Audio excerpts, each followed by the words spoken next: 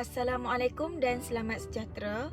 Nama saya Nur Hazikah Mardiah binti Muhammad Faiz dan saya telah selesai menjalani praktikum fasa 1 di Sekolah Kebangsaan Seri Muda.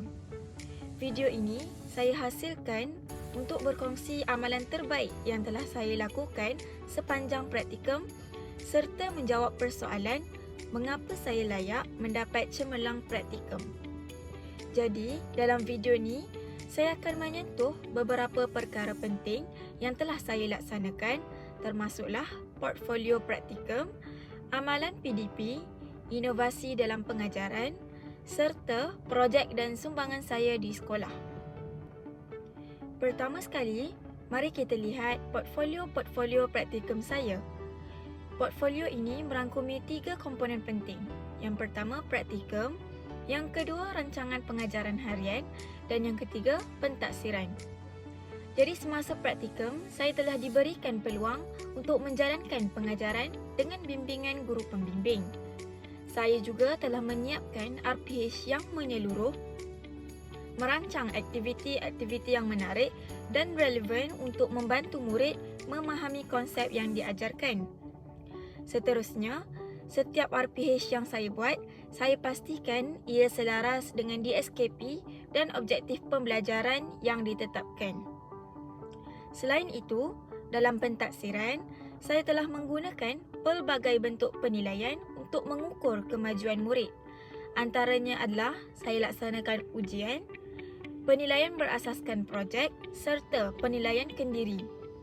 Jadi semua ini saya gunakan untuk memberi maklum balas yang konstruktif kepada murid dan dalam masa yang sama, ianya dapat memperbaiki pendekatan pengajaran saya.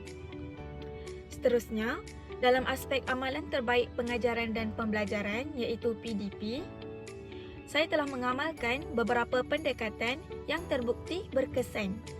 Saya menekankan pembelajaran berpusatkan murid, yang mana murid diberi lebih banyak peluang untuk terlibat dalam aktiviti hands-on.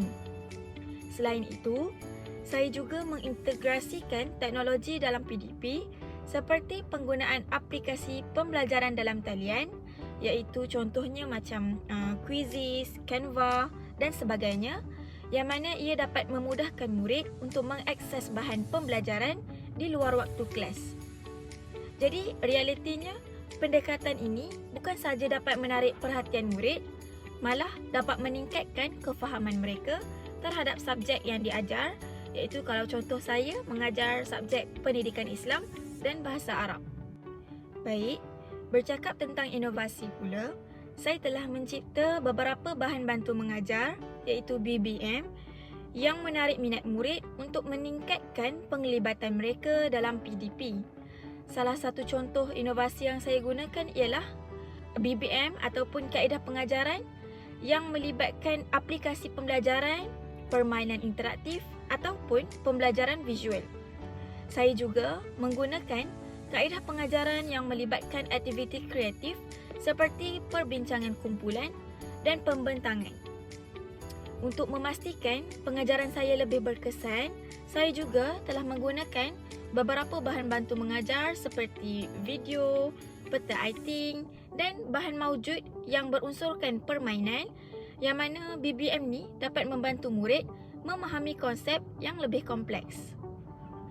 Jadi, BBM ni bukan sahaja membantu dalam penyampaian ilmu yang nak disampaikan, tetapi ia juga dapat memberi impak positif dalam menyampaikan maklumat kepada murid. Dalam aspek pentaksiran bilik darjah ataupun PBD, saya telah melaksanakan pelbagai strategi untuk memastikan penilaian dilakukan secara berterusan dan holistik.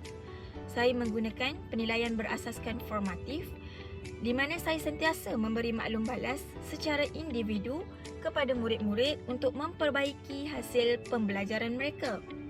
Sebagai contoh, saya menggunakan pembelajaran berasaskan tugas, di mana murid dikehendaki untuk menghasilkan produk selepas setiap unit pembelajaran. Ini membolehkan saya menilai tahap penguasaan murid secara menyeluruh, termasuklah aspek kemahiran berfikir dan aplikasi konsep dalam situasi sebenar. Selain daripada amalan-amalan dalam PDP dan pentaksiran, Saya juga terlibat dalam beberapa projek dan sumbangan lain di sekolah. Contohnya, saya telah mengambil bahagian dalam menjadi guru tasmik untuk program intensif Al-Quran bagi murid-murid tahun 6 yang masih belum khatam.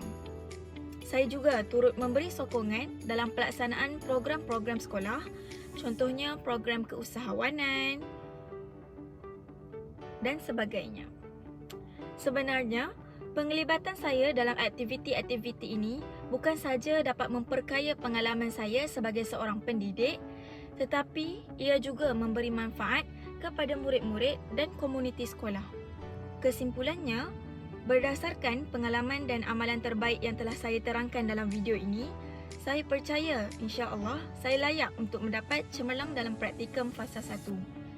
Saya telah mengaplikasikan pengetahuan dan kemahiran yang dipelajari sepanjang praktikum ini dalam pengajaran saya.